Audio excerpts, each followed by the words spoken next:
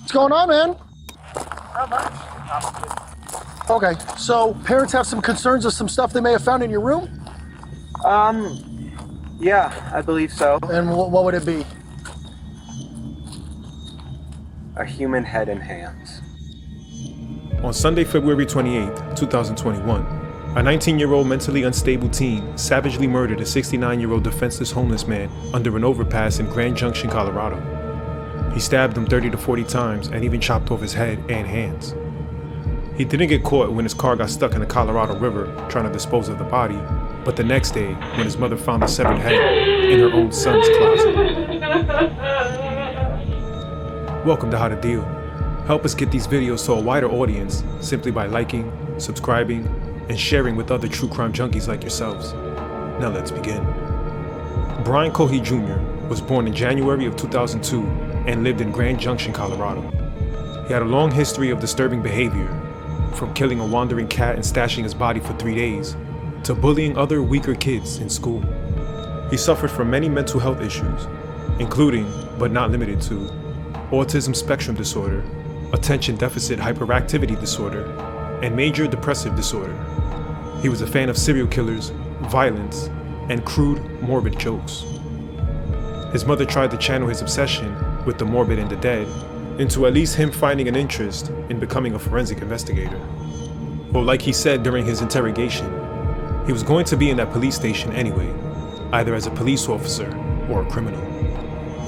On Sunday, February 28, 2021, Brian was driving around dressed in a dark blue coverall like the one Michael Myers would wear in his favorite movie, along with the matching mask, a bat, and a 12-inch blade. At 11 p.m., near Grand Avenue's footbridge on Crosby Ave, Brian saw Warren Barnes sleeping under a canvas covering. Warren Barnes was a 69-year-old struggling alcoholic who had troubles with housing. He worked odd jobs such as roofing or drywall work to pay to sleep in a room at times. Friends who knew him say he was a quiet man who loved to read a lot. They would often call him the reading man. He's the nicest old man ever. Brian got out of the vehicle, pulled the covers down, and began plunging his blade into a sleeping Warren. He tried pleading with him, asking, "What you doing? Why you doing this?"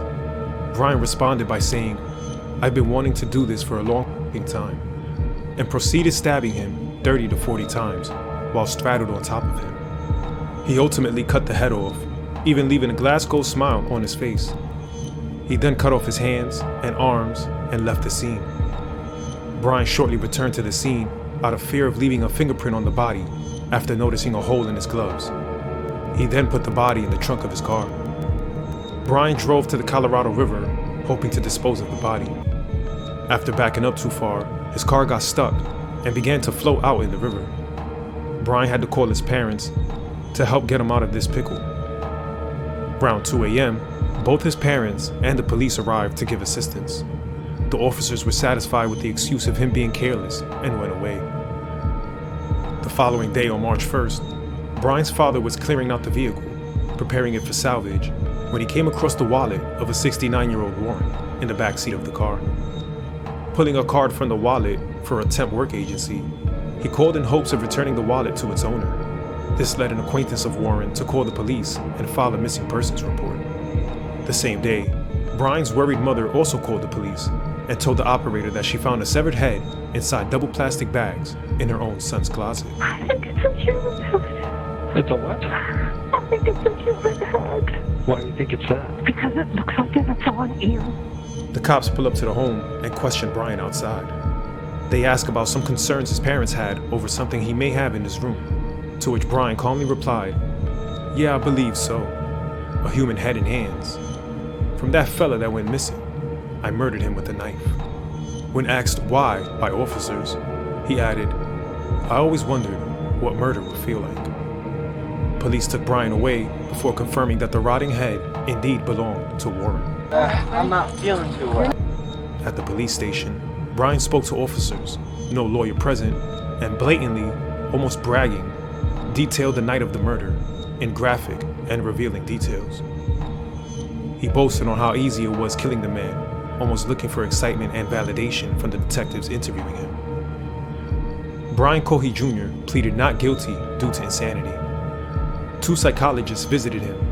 One said he was not insane for the purposes of the plea at the time of the murder, while another says he was experiencing a psychotic episode that was triggered by seeing Warren and abated soon after, rendering him insane.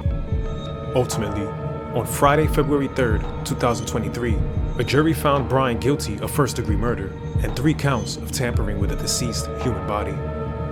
Although a smug Brian Cohee Jr. thought he would only receive 15 years, he was given a full life term with no parole and an additional 13 years on top of that.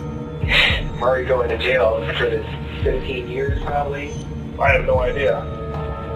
And then, let's see. Yeah.